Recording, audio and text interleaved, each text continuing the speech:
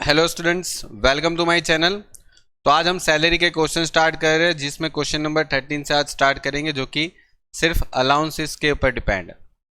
Okay, तो start करते हैं क्वेश्चन नंबर 13। ठीक है, जो आपकी बुक्स में है 13 नंबर क्वेश्चन, वहां से स्टार्ट करते हैं।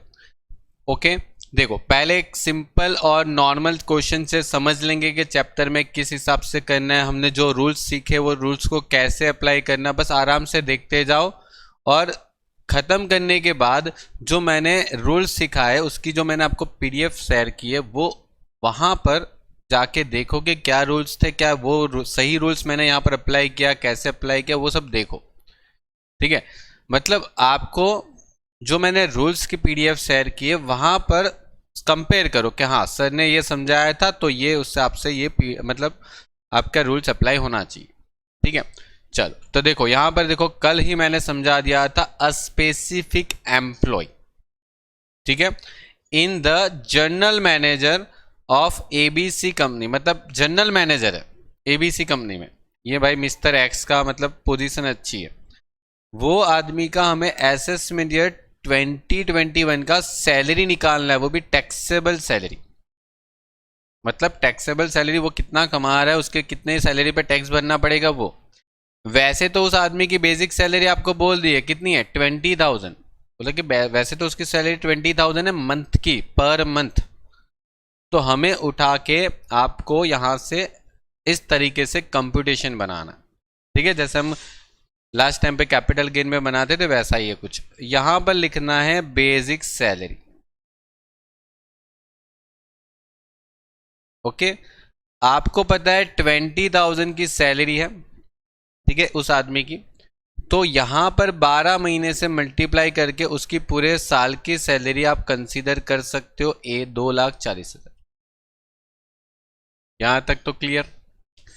फिर उसके बाद दूसरा उसको क्या मिल रहा है, ये तो सैलरी था, बस बात खत्म। सैलरी के बाद उसको बहुत कुछ मिल रहा है कंपनी में। देखो डियरनेस अलाउंसेस 2,000 मिल रहा है, वो भी पर मंथ का। तो 2,000 मिल रहा है, तो 2,000 इंटू 12 कितना मिलेगा उसको, वो भी 24,000 मिलेगा। मतलब डियरनेस अलाउंसेस जो है वो 2,000 मिल रहा है पर मंथ का, इंटू 12, 24,000 पे वो टैक्स लग गया। चलो अलग से। अब आप बोलोगे सर वो ब्रैकेट में लिखा था, वो आपने पढ़ा नहीं। वो जरूरी भी नहीं है, अभी काम नहीं आएगा। जैसे half of which part of the salary for the retirement purpose, वो जब काम आएगा ना, तब इसको मैं वापस आपको पढ़वाऊंगा। अभी छोड़ दो, अभी सिर्फ पढ़ के छोड़ दो। ठीक है, समझ लो। आगे बढ़ते हैं। हाउस रेंट अलाउंस 6,000 पर मंथ। मतलब ये आदमी भाड़े पे रहता होगा, और जो कंपनी है ना उसको भाड़ा दे रही है कि देखो भाई तेरे को भाड़े पे रहने के लिए 6,000 का अलाउंसेस हम दे रहे हैं। तो यहां पर लिख देंगे हाउस रेंट अलाउंसेस। कितना मिला, 6,000 महीने के हिसाब से मिल रहा है। तो 12 महीने का कितना मिला होगा, ओके 72,000। ओके, 12 महीने का 72,000। अब यहां पर आते हैं एग्जेम्पशन, यहां पर आते हैं एग्जेम्पशन। याद करो, house rent allowances that means HR है। हाउस रेंट अलाउंसेस में मैंने क्या समझाया था, हाउस रेंट अलाउंसेस में मैंने क्या समझाया था आपको। तो चलो नोट नंबर 1 डालते हैं, हाउस रेंट अलाउंसेस का एग्जेम्पशन निकालते हैं। ओके, हाउस रेंट अलाउंसेस का एग्जेम्पशन निकालते हैं। कितना एग्जेम्पशन होता है, तो यहां पर लिखते हैं लेस ऑफ फॉलोइंग एग्जेम्प्ट। अब उसमें पहला नियम था कि एक्चुअल हाउस रेंट अलाउंसेस आपको कितना मिला। मुझे तो भाई मिला था 6,000। 12 महीने मतलब 12 महीने के हिसाब से उसको 72,000 के कंपनी से पैसे मिले अलाउंसेस के। First point. Second point is actual rent paid. Actual rent paid, ये आदमी कितना रेंट पे कर रहा है, कितना पे कर रहा है, दिया होगा ना क्वेश्चन में, देखो यहां पर दिया है actual rent paid at Ahmedabad 6,000 पर मंथ। अहमदाबाद में है रहता है और 6,000 महीने का रेंट पे कर रहा है, तो 6,000 महीने का रेंट पे कर रहा है तो 72,000 रेंट पे कर रहा है। लेकिन हमारा यहां पर था 10% ऑफ सैलरी, 10% ऑफ सैलरी हम लेस करते थे। यहां पर क्या करना था, 10% ऑफ सैलरी यहां पर से लेस करना था। लेकिन salary means what sir, salary का मतलब क्या? तो चलो यहां पर बढ़ते हैं। सैलरी का मतलब मैंने आपको यहां पर कुछ समझाया था कि जब भी एचआरए के लिए सैलरी लो ना, तो आपको लेना है एक तो बेसिक सैलरी, ओके, फिर एक देना है डियरनेस अलाउंसेस। लेकिन ये डियरनेस अलाउंसेस कौन सा वाला लेना है सर? रिटायरमेंट वाला, ओके। कौन सा वाला लेना है? जब डियरनेस अलाउंसेस कौन सा होना चाहिए? पार्ट ऑफ रिटायरमेंट होना चाहिए। और कमीशन, लेकिन पता है ये कमीशन जो है ना, वो ऑन टर्नओवर होना चाहिए। टर्नओवर मतलब के व्हाट? सेल, इतना होना चाहिए। क्या इतना है आपके पास? सैलरी तो थी सर यहां पर, ये रही, ये रही सैलरी, ये रही सर 2,40,000 सैलरी थी।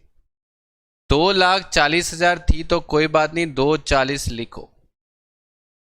डियरनेस अलाउंसेस 24 था, क्या 24 ले लो पूरा? तो नहीं जी, 24 नहीं लेना है। यहां पर लिखा है, अब पढ़ना है ये वाली line, half of which part of salary retirement purpose. मतलब आधा अमाउंट जो है ना डीएनएस अलाउंसेस का, वो रिटायरमेंट पर्पस का है। तो यहां पर याद रखना, यहां पर आधा करना पड़ेगा। तो आधा करके मतलब 12,000 ही याद रखना है, 12,000 लेना है यहां पर। कमीशन, क्या क्वेश्चन में कमीशन था? क्वेश्चन में पढ़ लो, ऐसा नहीं अभी तक कमीशन नहीं आया तो आगे भी नहीं होगा। आगे हुआ तो फिर फंस जाओगे, गलत कर लोगे। नहीं, पूरा क्वेश्चन एंड तक देख लो, कमीशन है ही नहीं। चलो ये एक काम अच्छा किया हमारे लिए, यम कमीशन नहीं है यहां पर, नील। कितना आएगा? 252। ओके, अब यहां पर 252 का 10% करना है। यहां पर 252 का 10% करना है, मतलब 25,200। वो लेस करो 72 में से, कितना आने वाला? 46,800। यहां पर थर्ड पॉइंट क्या था?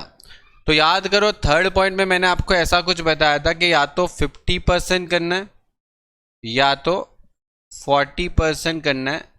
किसका? वही सैलरी का। और सैलरी मतलब यहां पर भी कौन सी, जो हमने यहां पर स्टार मार के लिए, वही सैलरी। अब 50 कब करना है? मैंने बोला था डीएमसी के। डीएमसी के मतलब दिल्ली, मुंबई, चेन्नई और कोलकाता, ये 4 मेट्रो सिटी के लिए 50% लेना। यहां पर अहमदाबाद है, अहमदाबाद में कौन सा 50% लगता है? नहीं, अहमदाबाद में तो सीधा 40% लगता है, 40%। 252 का 40% मतलब कि व्हाट?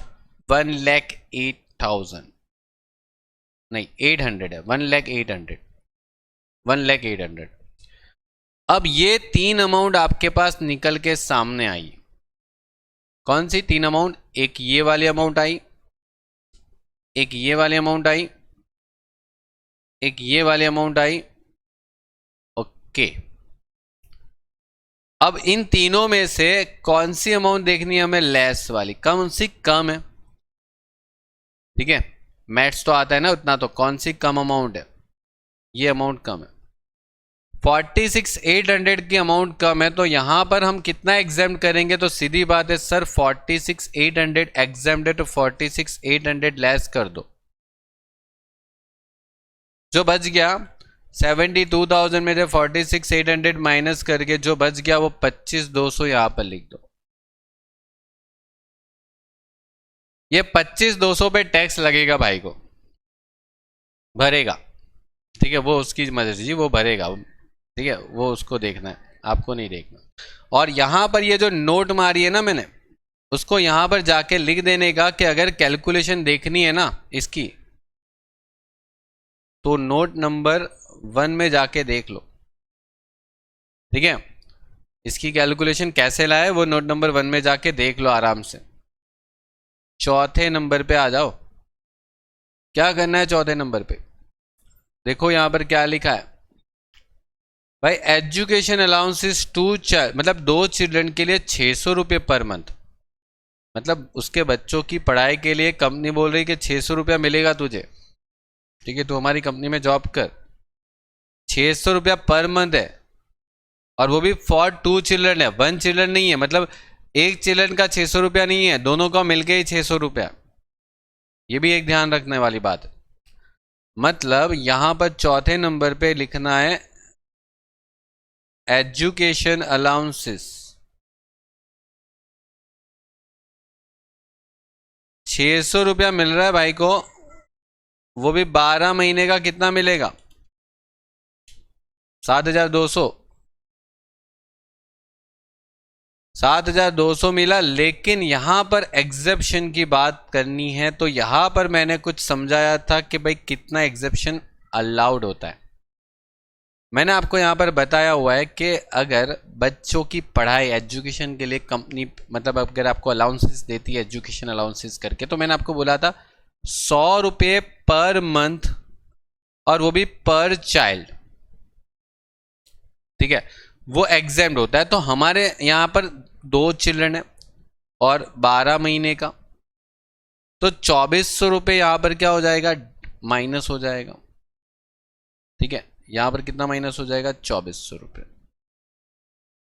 और ये जो 100 रुपये है ना, वो कहीं से लाना नहीं है, मतलब वो याद रखना है। जिसने आगे बैच अटेंड नहीं किया है उसको पता लगेगा नहीं कि 100 रुपये कहां से आया, ठीक है। 100 रुपये मतलब गवर्नमेंट ने फिक्स अमाउंट है कि यहां पर एक बच्चों की पढ़ाई के लिए महीने का 100 रुपये काफी है, ठीक है, वो गवर्नमेंट को लगता है, ठीक है, तो हमको तो नहीं लगता वो सिर्फ। लेकिन क्या करें, अभी माइनस कर लो, काम खत्म करो, यहां से आगे बढ़ो। 100 रुपये में आजकल जेरोक्स नहीं हो रही है बुकों की, उनको एजुकेशन अलाउंसेस देना। देखो ट्रांसपोर्टेशन अलाउंसेस आपको देख रखा है, ट्रांसपोर्ट अलाउंसेस में आपको पता है ट्रांसपोर्ट अलाउंसेस का एग्जेप्शन उन्हें ही मिलता है जो बेचारे हैंडीकैप लोग हो, ठीक है, हैंडीकैप लोग हो। अब यहाँ पर तो ऐसा कुछ मतलब डिटेल्स है नहीं क्वेश्चन के अंदर कि ये मिस्टर एक्स कोई हैंडीकैप पर्सन है कि कुछ ऐसा कुछ है नहीं, तो जाने दो। ट्रांसपोर्ट अलाउंसेस 2,400 मिला, पूरा टैक्स भरेगा वो, ठीक है। आप यहां पर लिख दो ट्रांसपोर्ट अलाउंसेस,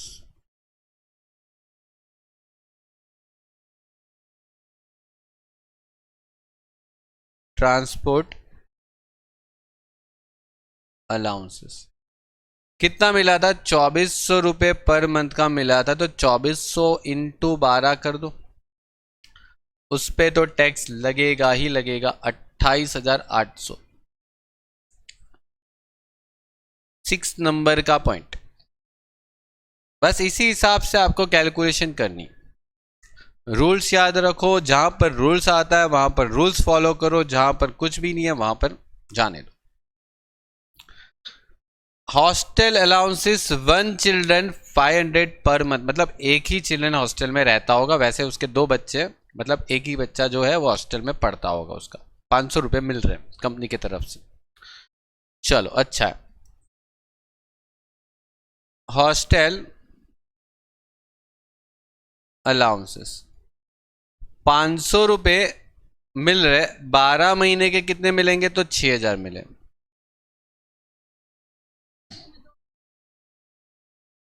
अरे वो हैंडीकैप के लिए होता है,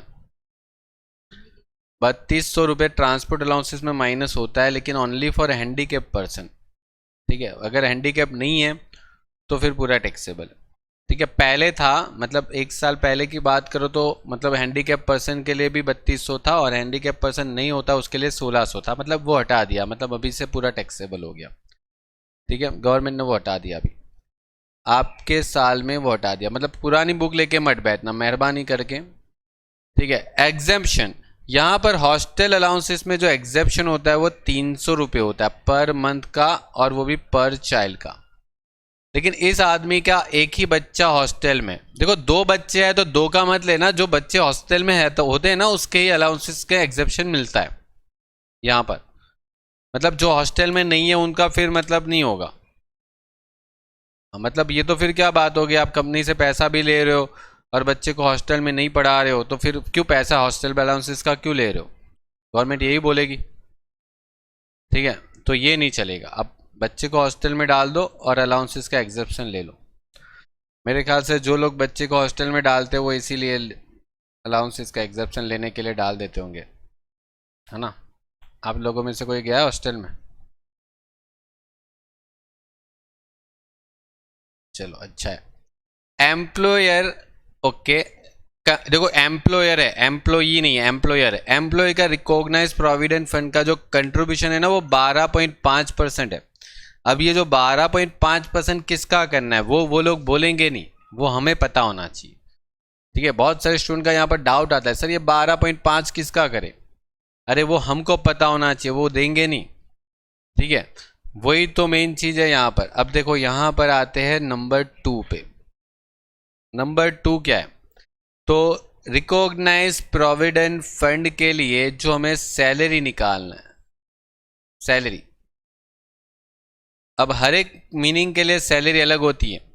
जैसे ऊपर एचआरए के लिए सैलरी में ये 3 लोगों को ऐड किया, 1 2 और ये 3, बट आरपीएफ मतलब रिकॉग्नाइज प्रोविडेंट फंड के लिए जो सैलरी होती है उसमें क्या क्या ऐड होता है, तो एक तो बेसिक सैलरी ऐड होती है जो कि थी इस भाई की 2,40,000, प्लस टीयरनेस अलाउंसेस ऐड होता है, लेकिन ओनली पार्ट वाला ही ऐड होता है, part of retirement. Okay, part of retirement वाला ही ऐड होता है, जो कितना ऐड करना है 1200। और यहां पर बस ये 2 ही चीज ऐड होती है, मतलब 2,52,000 बस। इसका 12.5% करना है वहां पर, वो जो 12.5% बोला है ना इसका करना है। ठीक है, अब आप बोलोगे सर ये तो ऊपर ही आया था वही अमाउंट है। देखो ऐसा मत सोचा करो, ऐसा मत सोचा करो, ये जो अमाउंट है वो इसके कारण सेम आया। अगर मानो चलो ऊपर कमीशन होता तो क्या दोनों अमाउंट सेम आती? नहीं ना। तो गलती से भी ऐसी कोशिश मत करो, क्योंकि क्या होगा पता है, जब भी कमीशन होगा ना तभी भी फिर गलती से ऊपर वाली अमाउंट ले लोगे। क्योंकि दोनों पर्पज में देखो, सैलरी ऊपर ठीक है, मतलब 3 चीज ऐड होगी, ठीक है, आरपीएफ के लिए सैलरी होगी तो ये 2 चीज ही ऐड होगी, मतलब बस इसके मतलब कमीशन होगा तो आरपीएफ के लिए कमीशन नहीं कंसीडर किया जाएगा, होगा तो भी नहीं कंसीडर किया जाएगा। ठीक है, तो ये सब चीजों का ध्यान रखना है। तो 2,52,000 का आपको 12.5% करना है। मतलब एम्प्लॉयर कंट्रीब्यूशन कितना है, 252 का 12.5%, 252 का 12.5% मतलब कि 31,500 आ गया। Okay that's it, 31,500। अब आपको करना यह है कि इसमें भी एक एग्जेप्शन होता है, इसमें भी एक एग्जेप्शन होता है। पता है कितना एग्जेप्शन होता है? एग्जेप्शन आरपीएफ के लिए कितना होता है पता होना चाहिए। 2,52,000 का 12% एग्जेम्प्ट होता है, 12%। आपको मैंने स्टार्टिंग में ही समझाया था कि जब कंपनी आपके कंट्रीब्यूशन में पैसे जमा करती है तो आपको 12% तक एग्जेम्प्ट है। अगर कंपनी 12% से ज़्यादा दे रही है आपको कंट्रीब्यूशन, तो डेट मीन्स कि आपको बाकी की जो ज़्यादा दे रही अमाउंट है वो टैक्सेबल हो जाएगी, उसके ऊपर टैक्स भरना पड़ जाएगा। ठीक है, तो 31,500 में से लेस कर दो। आ गया, बच गया अमाउंट, यहां पर लिखना है। ठीक है, आरपीएफ का फुल फॉर्म ऊपर ही तो था, आरपीएफ का फुल फॉर्म भाई, आरपीएफ को रिकॉग्नाइज प्रोविडेंट फंड बोलते हैं, ऊपर ही तो पता है, ये मैंने अंडरलाइन भी तो किया, कहाँ ध्यान है, आर पी एफ, ये रहा भाई आरपीएफ, इसको रिकॉग्नाइज प्रोविडेंट फंड बोलते हैं, शॉर्ट में आरपीएफ। ओके, ठीक है। अच्छा, कुछ गलती हुई, एक सेकेंड, कितना अमाउंट आ रहा था, 25, अच्छा मैंने कुछ अमाउंट रॉन्ग कर दी, रुको, ये अमाउंट मैंने रॉन्ग कर दी है, यहाँ पर 40 आएगा। ओके, सही है, लिखने में गलती कर दी, वो कैलकुलेशन राइट है क्योंकि मैंने मतलब कैलकुलेटर पे डायरेक्ट माइनस किया था ना, लिखने में गलती कर दी। चलो हाँ, आगे बढ़ते, आगे का मतलब क्या है, यहाँ पर देखो क्या लिखा, इंटरेस्ट क्रेडिट, मतलब अभी ब्याज मिला, किसके पर ब्याज मिला, रिकॉग्नाइज प्रोविडेंट फंड, मतलब जो ऊपर पैसे जमा हो रहे थे ना प्रोविडेंट फंड में, उसके ऊपर इंटरेस्ट मिला, ब्याज इंटरेस्ट मिला, 10% इंटरेस्ट मिला, वो 50,000 मिला। चलो कोई बात नहीं, मिल रहा है तो ले लो इंटरेस्ट, वैसे भी आजकल इंटरेस्ट नहीं दे रहा कोई, ठीक है, 10% इंटरेस्ट मतलब आरपीएफ में दे रहे हैं तो ठीक है। चलो 8वां पॉइंट, मतलब interest in recognise provident fund. Okay, कितना परसेंट मिल रहा था, 10% के हिसाब से मिल रहा था। ओके, 10% के हिसाब से कितना पैसा मिला आपको, 50,000 मिला। ओके, अभी यहां पर भी आपको पता है एग्जेप्शन होता है, कितना एग्जेप्शन होता है, तो यहां पर पता है 9.5% एग्जेप्शन होता है, कितना परसेंट, 9.5। लेकिन सर ये 9.5 किसका करना है, तो देखो जैसे आपको 10% के हिसाब से पैसे कितना मिल रहा है, 50,000 मिल रहा है, 10% के हिसाब से 50,000 मिल रहा है। ओके, तो 9.5% के हिसाब से क्या पैसा मिलेगा आपको, वो देखना है। ठीक है, 9.5% के हिसाब से क्या पैसा मिलेगा, तो आपको मिलेगा 47,500, मतलब यहां से आप लेस करोगे तो आपको जो बचेगा 2500 रुपये वो टैक्सेबल हो जाएगा, समझे। 10% के हिसाब से 50 मिल रहा है तो 9.5% के हिसाब से कितना मिलना चाहिए, तो 47,500, हमको 0.5% से ज़्यादा मिल रहा है, तो जो बच गया वो टैक्सेबल। ठीक है, आप ऐसे करके लिख देना। ठीक है, हर एक चीज़ में देखो रूल्स काम आता है। आप देखो मैंने जितना पढ़ाया वहाँ पर सब कुछ अगर याद होगा तो आपको पता है कि कहाँ पर क्या काम आ रहा है। हाँ, अब ये जो है वो 200 रुपये पर month is deduct from his salary as a professional tax. आपको पता है आप जब जॉब करते हो ना, और बहुत बड़ी कंपनी में जॉब करोगे, मतलब जहाँ पर, तो प्रोफेशनल टैक्स वहाँ पर पे करते हैं, प्रोफेशनल टैक्स, और वो प्रोफेशनल टैक्स का जो पैसा है ना वो आपकी सैलरी से भी काटा जाता है, वो आपकी सैलरी से पैसे काटा जाता है, मतलब आपकी सैलरी जो भी होगी उसमें से वो 200 रुपये 300 रुपये जो भी है आपका जितना प्रोफेशनल टैक्स बनता है वो कट करते हैं और फिर आपको पैसे देते हैं सैलरी का। आप जो जॉब करोगे तो पता चलेगा, ये सब अभी प्रैक्टिकली पता होना चाहिए, आप बड़े हो गए, अभी SY BCom में आ गए। तो 200 रुपये आपकी सैलरी से काटा जाता है, तो वहाँ पर देखो क्या होता है कि 200 रुपये आपकी सैलरी से काटेंगे तो वो टैक्सेबल नहीं होगा। लेकिन देखो यहाँ पर क्या होता है, समझना, यहाँ पर क्या होता है, ये 200 रुपये का क्या करना है, पहले काम करो, इसको टोटल करो, इसको टोटल करो, उसको टोटल करके ग्रॉस सैलरी निकाल लो, इसको टोटल करके ग्रॉस सैलरी निकाल लो, देखो क्या आने वाला है।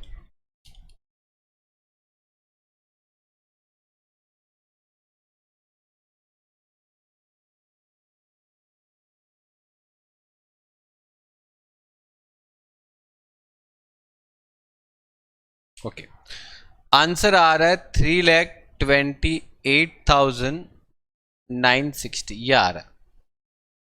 इसको बोलेंगे हम ग्रॉस सैलरी, इसको क्या बोलना है, ग्रॉस सैलरी। और यहां से ना डिडक्शन होगा, क्या होगा? डिडक्शन। किस चीज का डिडक्शन होगा? जो आपका प्रोफेशनल टैक्स कटा था ना, जो आपका प्रोफेशनल टैक्स कटा था, ओके, जो आपका प्रोफेशनल टैक्स कटा था ना, कितने रुपए कटा था? 200 रुपये। वो महीने का था, 12 महीने का 2400, 12 महीने का 2400। वो यहां से आप माइनस कर दोगे। क्या करना है? माइनस, लेस कर दो। मतलब हम सरकार को ये बोलेंगे, देखो भाई, आपने हमारी सैलरी से 2400 रुपये तो पहले ही ले लिए प्रोफेशनल टैक्स का, ठीक है, तो आपका जो टोटल ग्रॉस सैलरी आएगा उसमें से 2400 रुपये माइनस कर दो, उतने पे टैक्स नहीं लगेगा आपको। और एक दूसरा है जो इस साल आपको है स्टैंडर्ड डिडक्शन। क्या? Standard deduction. और ये फिक्स है, जितने भी लोग सैलरी एम्प्लॉयड है, जितने लोग सैलरी कमा रहे हैं, मतलब सैलरी मतलब जॉब कर रहे हैं, उन सबको सैलरी अगर मिलती है ना, तो सरकार ने इस साल 50,000 का डिडक्शन फिक्स किया, स्टैंडर्ड डिडक्शन। सरकार बोलती है कि आपको 50,000 तक की सैलरी पे, मतलब 50 आप जितना भी कमा रहे हो उसमें से 50,000 माइनस कर दो, उतने पर हम टैक्स नहीं लेने वाले, ठीक है, उतने पर हम टैक्स नहीं लेने वाले। जो बच गया 2,76,560 की जो अमाउंट है, सरकार बोलती है भाई इसके पर टैक्स भरो। ये हो गया टैक्सेबल सैलरी। क्या हो गया? Taxable salary. इसके ऊपर टैक्स भरना पड़ेगा आपको, इसके ऊपर टैक्स भरना पड़ेगा, ठीक है। अब ये जो 50,000 है वो फिक्स है, मतलब आपको हर एक क्वेश्चन के एंड में 50,000 माइनस कर देने का। जहां पर भी आपको टोटल सैलरी निकालना है वहां पर हर जगह पर आपको टैक्सेबल सैलरी निकालना। ध्यान से सुनना, हर एक क्वेश्चन में मत माइनस करना है। जहां पर आपको टैक्सेबल सैलरी निकालना है तो वहां पर आप ऐसे ग्रॉस सैलरी निकालोगे, वहां पर से 50 माइनस करके जो भी बच गया उसमें आप टैक्सेबल कर दोगे, ठीक है। मतलब आपको 50,000 की अमाउंट पर टैक्स नहीं लेना, मतलब सरकार बोलती है आपको 50,000 माफ। पुरानी बुक में ये चीज 40,000 है, वो पुरानी है ना, मतलब इसीलिए तो मैं बोल रहा हूं कि नई बुक लेके बैठना है। पुरानी बुक में ये अमाउंट 40,000 थी, सरकार ने पहले 40,000 दिया था, अब बोला मतलब धीरे धीरे मतलब ये अमाउंट जो है वो 50 की है, मतलब लोगों को और थोड़ा फ़ायदा देने के लिए सरकार ने 50,000 किया। मतलब बोलते हैं ना मिडिल क्लास लोगों को मतलब थोड़ा बजट में फ़ायदा मिलना चाहिए, तो वो इस वजह से मतलब मिडिल क्लास मतलब जो मतलब बेचारे छोटे मोटे एम्प्लॉयड है जो सैलरी कमा रहे हैं, तो उनको फ़ायदा मिले उसके लिए 50,000 सरकार ने रखा है, ठीक है। लेकिन सरकार ने यहाँ के कान यहाँ पकड़ा दिए, कुछ नया नहीं किया। ये 50,000 डिडक्शन लेने के चक्कर में ऊपर से पता है वो जो ट्रांसपोर्ट अलाउंसेस था ना, ट्रांसपोर्ट अलाउंसेस, वहां पर पहले 1,600 रुपये पर मंथ एग्जेप्शन मिलता था। 1,600 इंटू 12 करोगे तो कितना आता है? 19,200। वो 19,200 हटा दिया, ठीक है। और एक मेडिकल फैसिलिटी का 15,000 का एग्जेप्शन मिलता था, वो भी हटा दिया, और वो हटा के सरकार ने ये 50,000 कर दिया था उस टाइम पे, ठीक है। मतलब जो आपका बजट आया था ये साल का, वहां पर उस साल कर दिया था। लेकिन हमें उस सब मैटर में नहीं पढ़ना, सरकार ने जो नियम बनाए हमें उसको पढ़ के उसके हिसाब से टैक्सेबल करना है। पुरानी बुक में 40 है, इसीलिए मना करता हूं 40 मत लेना। एक्चुअल में आपका जो असेसमेंट ईयर जो है ना वो ध्यान देना। अगर आपको असेसमेंट ईयर क्वेश्चन में ये पूछा है तो वहां पर स्टैंडर्ड डिडक्शन क्या आने वाला है? 50,000। मतलब आपका जो असेसमेंट ईयर है 2020-21 है, और 20-21 के असेसमेंट ईयर के लिए 50,000 का स्टैंडर्ड डिडक्शन सैलरी वाले लोगों को है। और यही चीज़ पिछले साल मतलब एक साल पुराना 2019-20 के जो असेसमेंट ईयर वाले लोग थे उनको 40,000 मिलता था, जो कि अभी तो वो नहीं होगा, मतलब अब ये नहीं आएगा, अब नया वाला सिस्टम आएगा, मतलब ये पूछेंगे, ठीक है। तो ये ध्यान रखना है आपको, ये पूरा क्वेश्चन है, इस तरीके से आपको क्वेश्चन कंप्लीट करना है। Okay, complete question.